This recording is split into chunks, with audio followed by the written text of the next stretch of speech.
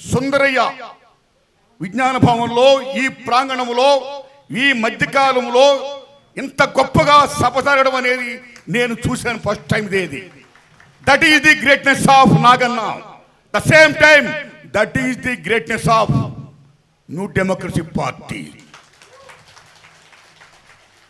చాలా మంది కళాకారులు కాలం చేసినప్పుడు అనామకులుగా వెళ్ళిపోతారు. చాలా మంది కళాకారుల్ని ఒక కరివేపాకులాగా వాడు వదిలేస్తారు. చాలా మంది కళాకారుని ఆడు తిన్నాడా ఉన్నాడా ఏమయ్యాడు పట్టించుకోరు. అలా కాకుండా నాగన్న గజ్జె గట్టినప్పటి నుంచి అరుణోదయ సంస్థలో చేరినప్పటి నుంచి నాగన్న మరణించినంత కాలం, ఇప్పుడు మరణించిన తర్వాత కూడా నాగన్న మావాడు, నాగన్న మావాడు, నాగన్న గురించి మేము ఇంత చేసాం అంత చేసాం అన్నిటిని మించి నాగన్నే పార్టీకి ప్రజలకి చాలా చేశాడు, అతను గుర్తించాలి గౌరవించాలని తెలంగాణ రాష్ట్రం అన్ని జిల్లాల్లోని నాగన్న సభలు పెడుతూ ఈవేళ ఈ సభా ప్రాంగణంలో ఆయన సంస్మరణ సభ ఇంత ఘనంగా చేస్తున్న మీ పెద్దలందరికీ నేను హృదయపూర్వక ధన్యవాదాలు చెప్తున్నాను. నేను అలా ఉండాలి పార్టీ అంటే. పార్టీ తన కళాకారుల్ని తన బిడ్డల్ని హక్కును చేర్చుకోవాలి, పెంచాలి, పోషించాలి, వాళ్ళ అభివృద్ధిని చూడాలి. సెల్యూట్. మిత్రులారా, నాగన్న ఓ కానూరు తాతగారు, ఓ అరుణోదయ రామారావు గారు, ఓ నాగన్న గారు, ఓ గోరెట్టి వెంకన్న గారు, ఓ విమలక్క గారు, ఓ శక్తి గారు, ఓ జయరాజు గారు, ఓ యశ్పాల్ గారు, ఎలాంటి మహామహులు ఈ అరుణోదయ సంస్థకి వచ్చి వాళ్ళ గొంతుని ప్రజలకి పంచారు, ప్రజలను చైతన్యపరిచారు. అలాంటి దశలో ఓ పక్కన జన్నాట్యమండలో గద్దరన్న, వంగపండు ప్రసాదరావు గారు, ఓ సంజీవ్ గారు, ఇలాంటి అతిరథ మహారాజులందరూ సంజయ్ గారు ఒక ఉరుతులోకిస్తుంటే మరో పక్కన అరుణోదయ కళాకారులు ఎలా ఉరుతులోకిస్తూ మొత్తం దేశాన్ని, మొత్తం సమస్తాన్ని కూడా అలా చైతన్యపరిచే పాట ద్వారా అమోఘంగా అలరించారు. ఈ దశలో అరుణోదయ రామారావు కాలం చేసిన తర్వాత మరలా అలాంటి కళాకారుడు మనకు వస్తాడా ఉంటాడా, ఆయన పాడితే రాగం ఇక్కడి నుంచి ఎక్కడో మైల్ దాకా వినబడుతుంది అనుకున్న దశలో నేనున్నాను అని నాగన్న రావడమే కాదు, అరుణోదయ రామారావుకి అసలు శిష్యులు వారసుడుగా అమోఘంగా గొంతెత్తి పాడి మొత్తం ప్రజలను రంజింపు చేశాడు. That is the greatness of Naganna.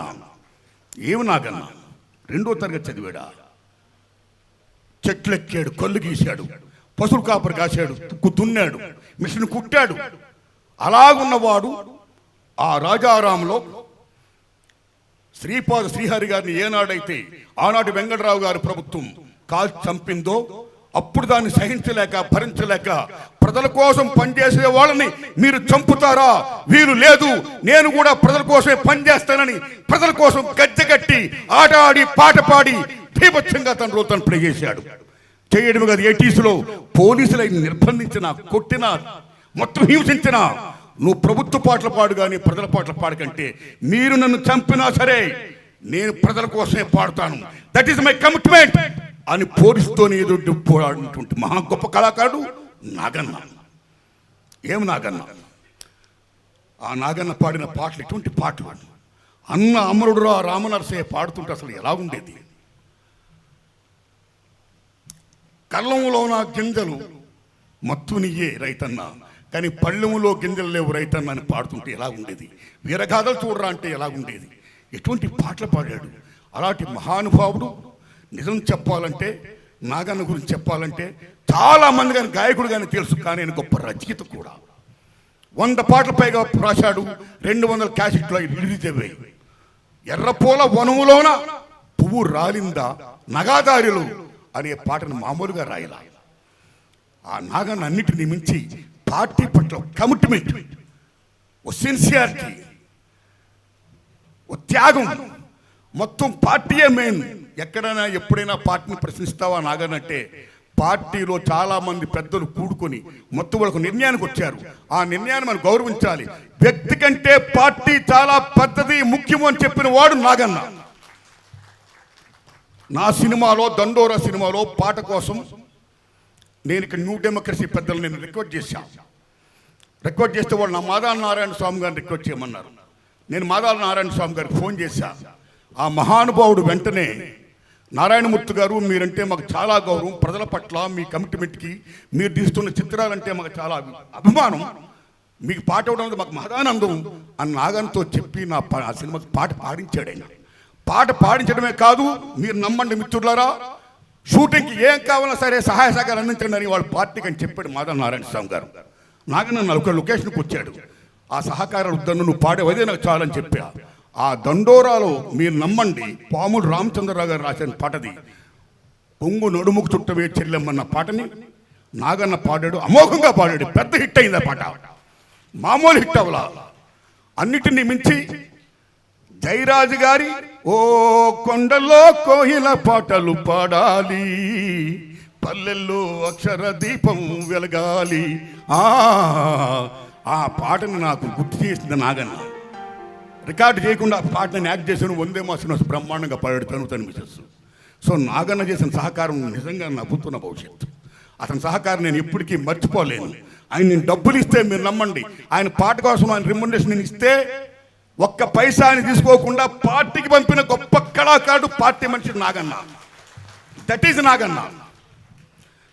Naganna ఏమి ఉద్యమాలు, ఏమి పాటలు. ఓ పక్కన సింగరేణి గనుల నుంచి ఎక్కడో ఉన్న నెల్లిమర్ల జూటి మిల్లు వరకు, ఓ పక్కన ఇల్లెందు నుండి, ఉభయ గోదావరి నుండి, మొత్తం 2 జిల్లాలే కాదు, మొత్తం ఆంధ్రప్రదేశే కాదు, ఉమ్మడి ఆంధ్రప్రదేశే కాదు, భారతదేశంలో చాలా రాష్ట్రాల్లో నిజంగా ఆయన గొంతెత్తి పాడి ప్రజల్ని చైతన్యపరిచాడంటే ఆయన ఎంత గొప్ప రోల్ ప్లే చేశాడు ప్రజల కోసం, పార్టీ కోసం.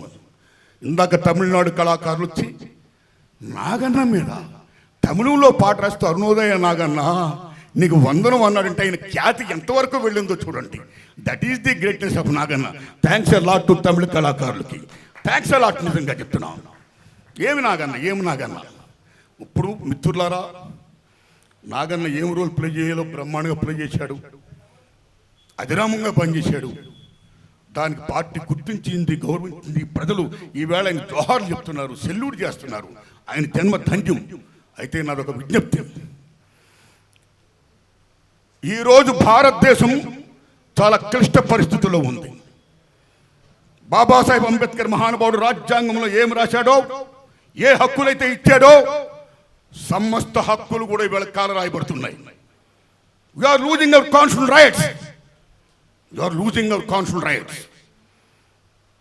ఏ ప్రపంచ కార్మికులు హక్కుల కోసం ఫైట్ చేసి అనేకమైన మొత్తం త్యాగం చేసి, ప్రాణాలనే త్యాగం చేసి సాధించారో, ఈవేళ భారతదేశంలో కార్మిక హక్కుల్ని రాజ్యాంగం 4 లేబర్ కోర్టులుగా పెట్టి కార్మిక హక్కులు మొత్తం కాలు రాస్తుంది. రైతుల్ని బీభత్సంగా చేస్తుంది. ఎటువంటి రైతాంగ పోవడం జరిగింది ఢిల్లీలో. తల వంచినట్టే వంచి భారతదేశానికి రైతులు నేను క్షమాపణ చెప్తానని చెప్పిన నరేంద్ర మోడీ గారు తర్వాత మరలా మాట మార్చాడు. రైతులకు అన్యాయం జరుగుతుంది, విద్యార్థులకు అన్యాయం జరుగుతుంది. ఇవాళ జంతర్ మంతర్ దగ్గర విద్యార్థులు ఎటువంటి కోలాటం చేస్తున్నారు, ఎటువంటి ఫైట్ చేస్తున్నారు, పేపర్ లీకులు మొత్తం బేపచ్చాలు.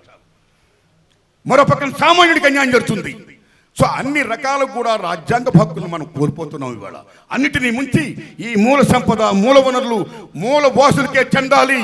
షెడ్యూల్ 5, 6 మొత్తం ఏ కాన్స్టిట్యూషన్ రైట్స్ ఉన్నాయో ఆదివాసులకి 170 యాక్ట్, చోటా నాగపూర్ టెనెంట్ యాక్ట్, ఇలాంటి యాక్ట్లన్నీ ఏమైపోతున్నాయి?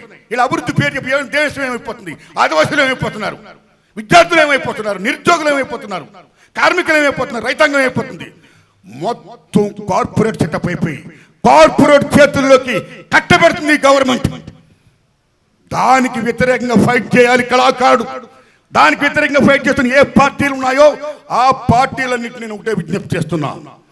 నిజం చెప్పాలంటే భారతదేశంలో ఎక్కడ ఏ సమస్య ఉత్పన్నమైనా సరే ఫైట్ చేసేది ఎర్ర జెండా బిడ్డలు.